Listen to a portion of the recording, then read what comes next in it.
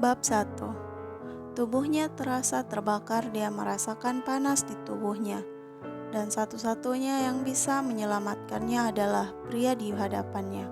Rasa sakit disertai dengan kesenangan yang perlahan naik, sedikit demi sedikit. Seperti kembang api yang muncul di benaknya. Membuatnya merasa seperti dia adalah satu-satunya perahu di lautan api. Bangkit lalu tenggelam, sulit baginya untuk membebaskan diri. Hei, bangun. Di sini dingin, nanti masuk angin. Tekanan di pundaknya menyebabkan Ningsi terbangun. Dengan tiba-tiba tatapan bingungnya bertemu dengan perawat yang khawatir. Dalam sekejap hati nuraninya yang merasa bersalah membuat wajahnya memerah. Dia berharap dia bisa merangkak ke dalam lubang di tanah saat dia menghindari tatapan perawat karena malu. Sial, meskipun sudah lama sekali setelah malam mabuk itu, malam panas yang dia alami bersama Suyan terus muncul dalam mimpinya dari waktu ke waktu. Berkat mabuk hingga tidak sadarkan diri, dia tidak memiliki banyak ingatan tentang malam itu. Jika tidak, dia tidak akan tahu bagaimana menghadapi Yan. Perawat melihat bahwa dia akhirnya bangun dan memberikan kertas di tangannya kepadanya. Kamu lupa mengambil hasil kesehatan kehamilanmu. Dokter Zhang ingin kamu datang lagi minggu depan. Ningsi menerima laporan itu, tersenyum manis, dan dengan hati-hati meletakkan kertas-kertas itu di dompetnya sendiri. Suyan masih belajar di luar negeri. Dia akan kembali malam ini.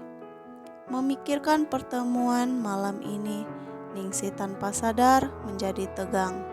Karena Suyan tidak dapat dihubungi, dia hanya bisa menunggu. Tak terasa usia kandungannya memasuki 7 bulan. Akhirnya dia bisa menghubunginya. Suyan terkejut saat mengetahui dia hamil. Ningsi sedikit gugup. Apakah itu karena dia sangat sensitif karena kehamilan? Ningsi merasa bahwa Suyan tidak bahagia dengan kehamilannya. Dokter meyakinkannya dengan mengatakan bahwa pria selalu seperti itu dengan anak pertama mereka. Mentalitas mereka akan membutuhkan waktu untuk berubah, tapi tidak mungkin. Bahkan mengenai pernikahan dia harus menanyakannya. Matahari bersinar terang di langit. Ketika dia keluar dari rumah sakit, Ningsi berjuang untuk menopang pinggangnya. Tepat ketika dia hendak memanggil taksi, sebuah mobil sport merah bergegas ke arahnya. Jantung Ningsi berdebar kencang, dan dia mundur beberapa langkah ke belakang, hanya untuk mendengar suara decitan dari rem saat mobil sport merah itu baru saja menyentuh ujung bajunya. Sebelum berhenti tiba-tiba, jantung Ningsi hampir berhenti.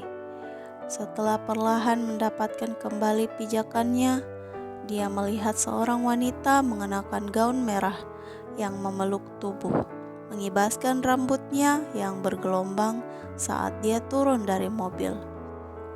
Ning Sulo, apakah kamu gila? Ning Sulo menatapnya, tertawa dengan makna yang dalam. Dengan tangan bersilang seolah-olah berjalan di atas catwalk. Dia bergoyang saat dia berjalan sampai dia berdiri di depan Ningsi. Menggunakan keuntungan dari sepatu hak tingginya, ia dengan arogan memandang rendah perut besar Ningsi. Apa? Takut aku akan membunuh bajingan itu di perutmu. Ningsi tanpa sadar melindungi perutnya. Mundur selangkah, dia memandangnya dengan waspada. Ning Sulo, jangan terlalu jauh. Meskipun tahu bahwa Ning Sulo selalu berselisih dengannya. Ningsih tidak menyangka bahwa dia bisa mengucapkan kata-kata kejam seperti itu. Terlalu jauh, kaulah yang pergi terlalu jauh. Setelah mabuk dan melakukannya dengan pria liar dan hamil, lalu mencoba membuat Suyan menjadi ayah. Ningsih, bukankah kamu begitu tak tahu malu? Ningsih membeku. Omong kosong apa yang kamu katakan? Hei, jangan bilang kamu benar-benar percaya bahwa pria yang tidur denganmu malam itu adalah Suyan. Ningsih